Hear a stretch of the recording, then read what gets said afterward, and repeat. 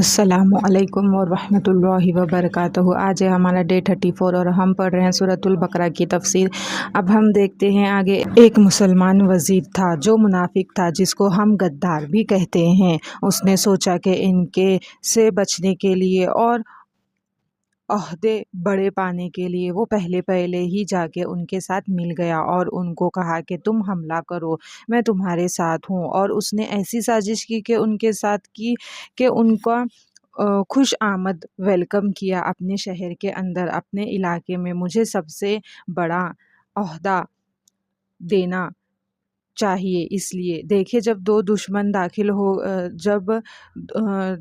داخل ہو گیا اور انہوں نے فتح کر لیا تو انہوں نے کہا سب سے پہلے ان کو لٹکاؤ الٹا، جو اپنوں کا نہیں بنا وہ ہمارا کیا بنے گا۔ تو ان کو کہیں پہ بھی جگہ نہیں ملتی، دنیا میں بھی ان کے لیے رسوائی ہے، اور اللہ تعالیٰ ان کی سرکشی میں ان کو ڈھیل دیے جاتا ہے، یعنی ان کو مہلت ہے۔ ایسا نہیں ہے کہ اسے وقت پکڑنے میں نہیں لگتا، مہلت دیتا ہے۔ کیوں؟ اس کی رسی دراز کرتا ہے۔ پکڑنا نہیں چاہیے ان کو جلدی، اس لیے کرتا ہے کہ تو کرتے کرتے جاؤ، اپنے گناہوں میں بڑھتے جاؤ، تاکہ سب سے نچلے درجے کے آگ میں اس میں رہو گے۔ مثال آپ ایسے سمجھے کہ ایک مثال ہے، کتا ہے، اس کو چھوٹی سی رسی سے باندھا ہوا ہے، وہ کھونٹے کے ساتھ بندھا ہوا ہے، وہیں چلتا رہے گا، بس اس کو پتا ہے میری رسی اتنی ہی ہے، وہ جانا بھی چاہے تو نہیں جا سکتا کہیں۔ لیکن ایک کتا ہے جس کی رسی بڑی دراز کر دی گئی، وہ بڑا سرکش ہے، اس کی 100 میٹر کی رسی کر دی گئی، اب وہ اپنے آپ کو آزاد سمجھتا ہے، وہ سر پر دوڑتا ہے، اس کو لگتا ہے میں آزاد ہوں، مجھے کسی نے کہاں پکڑنا ہے، جہاں مرضی بھاگتا پھر رہا ہوں، کتنی بھی تیزی سے بھاگوں، کسی کو قدرت نہیں کہ مجھے پکڑے۔ جب وہ 99.9 میٹر پر پہنچے گا، وہ سمجھ رہا ہے کہ میں آزاد ہوں، پوری قوت سے بھاگ رہا ہے، لیکن وہ 100 میٹر کی رسی کے قریب پہنچ جاتا ہے، اور چوں ہی 100 میٹر پورے ہوتے ہیں، آپ بتائیں کیا اس کا حال ہوگا، کیسے وہ چوک کرے گا، کتنے زور سے پھندا اس کے گلے کے اندر چلا جائے گا۔ تو جو بڑی تیز دوڑ رہا ہوتا ہے، سرکشی میں آگے بڑھتا ہے، گناہوں میں کراس کر دیتا ہے لمٹس کو، وہ سمجھ یہ رہا ہوتا ہے کہ اب مجھے کسی نے نہیں پکڑنا، جھوٹ میں، دھوکے میں، ظاہر کچھ اور باطن کچھ، آنکھوں میں دھول جھونکنے کی کوششیں کر رہا ہے، لیکن پھر اللہ تعالیٰ جب پکڑتا ہے نا تو پھر اس کی پکڑ بہت شدید ہوتی ہے، اللہ تعالیٰ کی پکڑ بہت شدید ہے۔ اس کو یہ نہیں پرواہ کہ جیسے دنیا میں کوئی مجرم ہے تو وہ بھاگ نہ جائے کہیں، اللہ تعالیٰ فرماتا ہے بھاگو، تمہاری رسی دراز ہے، بھاگو، کیونکہ اللہ تعالیٰ کو پکڑنے میں دیر نہیں لگنی، دنیا میں تو مجرم بھاگ جائے گا، کہیں چھپ جائے گا، اس لیے جلدی کرتے ہیں پکڑنے میں، اللہ تعالیٰ ڈھیل دیتا ہے، جاؤ اور کرو، تاکہ وہ اس کے اندر ناڈر ہو کے اتنا آگے بڑھ جاتا ہے کہ پھر جب اللہ تعالیٰ کی پکڑ آتی ہے تو وہ اتنی ہی زیادہ زور کی ہوتی ہے۔ اس کتے کو سمجھے جس کی رسی دراز کی گئی ہے۔ یعمہون، میں نے آپ کو بتایا وہ اپنے طغیان میں، سرکشی میں اندھے ہوئے ہیں، ان کے دل کا اندھا ہونا ہو چکا ہے۔ دل کا اندھا ہونا آنکھوں کے اندھے ہونے سے بھی زیادہ برا اور خطرناک ہے۔ پھر جب دل اندھا ہو جاتا ہے نا تو پھر پریشان بھی نہیں ہوتا کسی گناہ کے اوپر، پھر اس کو کوئی فرق نہیں پڑتا، پھر وہ جو مرضی کرتا رہے، پھر کوئی یعنی اس کو افسوس نہیں، اصلاح کے لیے کوئی فکر نہیں، پھر وہ بڑھتا ہی جاتا ہے۔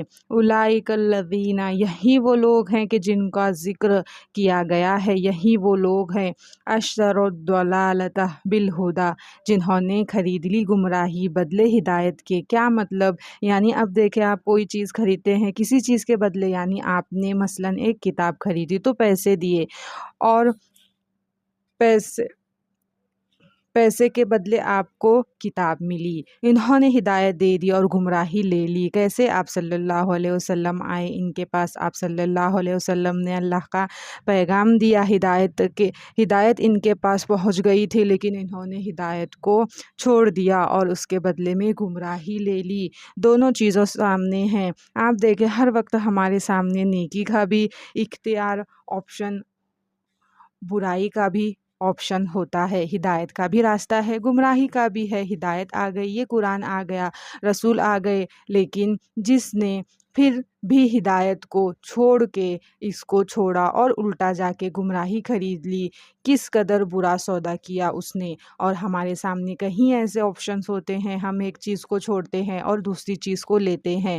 اپنے دن بھر میں دیکھیں آپ کیا ہدایت کے سامان کو لینے میں زیادہ دلچسپی انٹرسٹڈ ہوتے ہیں یا گمراہی کے؟ مثلاً آپ کے پاس آپشن ہے، چاہے قرآن کی کلاس میں آ جائے، آپ چاہے سوشل میڈیا پہ بیٹھ کر اسی اسکرین کے آگے بیٹھ جائے، کہیں آپ براؤز کر رہے ہیں، ادھر ادھر ویڈیو دیکھ رہے ہیں، یہ دیکھ رہے ہیں، وہ دیکھ رہے ہیں، یہ گمراہی ہے۔ آج کل کیا فیشن ہے، فلاں کہاں گیا، اس نے کیا کیا کیا، اس نے اپنی چھٹیاں کہاں بتائی، اس کو دیکھ لوں، اس کو دیکھ لوں۔ آپ نے کیا چنا؟ ایک طرف وہ ہے کہ آپ کا کوئی ڈرامہ ہے یا کچھ ہے، دوسری طرف نماز کا ٹائم ہے۔ آپ کیا لیتے ہیں؟ یہ نہیں کوئی کہہ رہا کہ آپ منافق ہیں، یہ منافق ہے، یہ منافق ہے، یہ نہیں کہا جا رہا۔ یہ دیکھے یہ سسٹم کہیں میرے اندر تو نہیں ہے، یہ سمٹمز تو کہیں میرے اندر تو نہیں ہے۔ ہمیشہ دوسروں کا ہی نہ سوچے، اپنے اندر دیکھے۔ فما ربحت تجارتہم، ایک تجارت ہو رہی ہے، ہر دن انسان تجارت کر رہا ہے۔ یہ جو وقت ہے نا، اس کو بھی ہم تجارت کر رہے ہیں۔ اس وقت کو دیتے ہیں تو کچھ چیز لیتے ہیں نا، آل دا ٹائم، اور ہم اس وقت کو کچھ دے رہے ہیں اور کچھ لے رہے ہیں۔ اب آپ دیکھیں کہ ہماری تجارت ہم فائدہ مند کر رہے ہیں، کیونکہ انہوں نے تو فائدہ مند نہیں کی، نہیں فائدہ دیا تجارت ان کی تجارت نے ان کو کوئی فائدہ نہیں دیا۔ کیوں؟ اس لیے کہ دیکھیں فائدہ مند تو یہ چیز تھی کہ ہدایت لے لیتے، گمراہی چھوڑ دیتے، پر انہوں نے کیا چنا؟ ہدایت کو چھوڑ کر گمراہی کو لینا چنا۔ اب میرا آپ سے سوال یہ ہے کہ آپ بھی تو دن رات میں تجارت کر رہے ہیں۔ تجارت صرف پیسوں سے نہیں ہوتی، وقت کی بھی ہوتی ہے، زندگی سے بھی ہوتی ہے، جوانی سے بھی ہوتی ہے، صلاحیتوں سے بھی ہوتی ہے۔ کہیں نہ کہیں لگا رہے ہیں، وہ وقت بھی کہیں دیتے ہوں گے، اس سے آپ خرید کیا رہے ہیں؟ یاد رکھے وقت جو ہے نا، وہ پیسے سے بھی زیادہ قیمتی ہے۔ پیسہ کبھی واپس مل سکتا ہے، آج کہیں نقصان بھی ہو گیا نہ چلو، کل کو کہیں سے فائدہ بھی ہو سکتا ہے، ٹھیک ہے، لیکن جو وقت ہے وہ کبھی بھی واپس نہیں آئے گا، کبھی مل نہیں سکتا دوبارہ۔ یعنی آج کا دن، یہ گھنٹہ، یہ منٹ کبھی آپ کی زندگی میں دوبارہ نہیں آنا، یہ ڈیٹ دوبارہ نہیں آئے گی۔ تو آپ بتائیے کہ جب آپ تجارت کرتے ہیں سارا دن، تو اپنے وقت سے کیا خرید رہے ہیں؟ آپ فضولیات پتھر، جن کا آخرت کے بارے میں کچھ بھی مول نہیں لگے گا، یا قیمتی ہیرے جو وہاں جا کے آپ کو فائدہ دیں گے، یا خریدتے ہیں، کیا خریدتے ہیں؟ دے تو ہم سب رہے ہیں، اور آل دا ٹائم ہم تجارت کر رہے ہیں، اپنی زندگی کو کہیں لگا رہے ہیں، اپنے وقت کو کہیں لگا رہے ہیں، اور اس سے خرید کیا رہے ہیں؟ کہیں ایسا تو نہیں کہ اپنے بیگ میں ہم دنیا جہاں کی مند کی چیزیں ڈالی ہوئے ہیں، اور وہی نہیں ڈالی جو کہ وہاں فائدہ دیں ہمیں آخرت میں، کیونکہ آل دا ٹائم ہم اپنی قیمتی ترین چیز دیتے تو جا رہے ہیں، مگر حاصل کیا ہو رہا ہے ہمیں اس سے؟ اور ہر وقت ہمارے پاس ہمارا سرمایہ نہیں رہے گا، ایسا نہیں ہے۔ انلیمیٹڈ، لامحدود سرمایہ نہیں لے کر آئے ہم، یا آل دا ٹائم اپنا وقت دیتے جائیں اور کچھ خریدتے جائیں۔ چلو آج کوئی بیکار چیز خرید لوں، کل کو کوئی نفع مند چیز خرید لیں، ایسا نہیں ہے، کیونکہ یہ جو ہماری انویسٹمنٹ سرمایہ کاری ایک دن ختم ہو جائے گی تو اس سے پہلے اسے وہ چیز خریدے جو نفع مند تجارت ہو۔ اللہ تعالیٰ نے بتایا نا کہ کیا ہم تمہیں بتائیں کہ کون سی تجارت ہے جو تنگی کو، جو تمہارے نجات دے گی دردناک عذاب سے، کیا بتائیں تمہیں؟ تو انشاءاللہ پڑھیں گے کہ کہاں کہاں تجارت کیسے کریں، ہمیں فائدہ ہو۔ دیکھ لے قرآن آپ کو سرمایہ کاری کرنا بھی بتاتا ہے۔ آپ جاتے ہیں کتاب میں پڑھتے ہیں انویسٹمنٹ کی کہ کہاں سے زیادہ فائدہ ہو، قرآن بتاتا ہے آؤ تجارت بھی کرنی ہے تو قرآن سے سیکھو۔ تو یہ فائدہ مند تجارت نہیں، دنیا میں کوئی بھی تاجر نہیں چاہتا کہ وہ نقصان والی تجارت کرے، ہر کوئی چاہتا ہے کہ ایسی تجارت کرو جس سے زیادہ فائدہ ہو، کہاں سے منافع زیادہ بنے گا۔ وہ یہ دیکھتا ہے کہ اگر 4 چیزیں ہیں جہاں پہ وہ انویسٹ کر سکتا ہے تو دیکھتا ہے کون سی جگہ سے زیادہ منافع ملتا ہے، تھوڑے منافع میں بھی سمجھوتا نہیں کرتا۔ ہم جب اپنے وقت سے انویسٹ کرتے ہیں، سرمایہ کاری کرتے ہیں، ہم کہتے ہیں ہم کوئی بات نہیں، اس میں بھی تو فائدہ ہی ہے نا، زیادہ لینے کی کیا ضرورت ہے، تو عقل مند تاجر بنے۔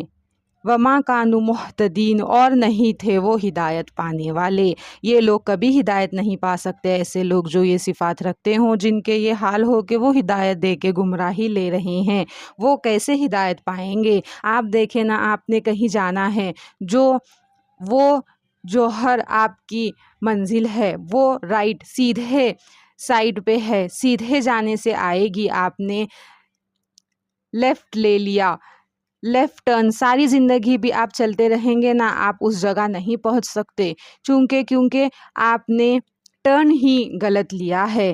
اب انہوں نے جب گمراہی خرید لی ہدایت کے بدلے، ہدایت کو چھوڑ کے، تو پھر بتائیں کبھی یہ ہدایت پانے والے کیسے ہوں گے؟ اللہ اکبر۔ اب ان کی مثال دی جا رہی ہے، جس مثال سے ہم ان کو سمجھیں گے۔ مثلہم، مثال ان کی مثال کیسی ہے؟ بعض دیکھیں یہ ایک مثال ہے، 17 اور 18 آیت میں ایک دوسرے مثال ہے، 19 اور 20 آیت میں 2 مثالیں ہیں۔ یہاں پہ بعض مفسرین کہتے ہیں یہ جو پہلی مثال ہے یہ اعتبادی منافق کی ہے اور دوسری عملی منافق ہے۔ اعتبادی کون ہوتا ہے؟ جس کا عقیدہ، یعنی جو اندر سے کافر ہے، باہر سے اسلام کا چولا لبادہ اوڑھا ہوا ہے، باہر سے کلمہ بھی پڑھ رہا ہے، نماز بھی پڑھ رہا ہے۔ ان میں ایک وہ بھی لوگ ہیں جو جاسوس ہوتے ہیں دوسرے ملکوں کے، آ کے وہ مسجدوں کے امام بن جاتے ہیں، پھر راز ادھر سے ادھر بھیجتے ہیں اور ایسے کرتے ہیں، تو وہ بھی ہیں اعتبادی منافق ہیں۔ جو بھی ہیں جو مفاد کے ظاہر اوپر سے اسلام لے کر آئے، جیسے عبداللہ بن ابی تھا، اعتبادی منافق تھا، اسلام تو ان کے دلوں میں داخل ہی نہیں ہوا، اندر سے تو کافر ہی ہیں۔ یہ ایک مثال ہے۔ اور عملی منافق کی مثال کہتے ہیں اگلی آیت 19 اور 20 میں۔ عملی منافق کون ہوتا ہے؟ کہ میں نے اسلام تو لیا ہے اب، لیکن اس کا عمل اسلام کے مطابق نہیں ہے، وہ شک و شبہ میں ہے، وہ ڈاوا ڈول ہے، وہ کبھی ادھر ہوتا ہے کبھی ادھر ہوتا ہے، یہ عملی منافق ہے۔ عمل تو اسلام کے خلاف ہے، منہ سے اسلام کا دعویٰ کر رہا ہے۔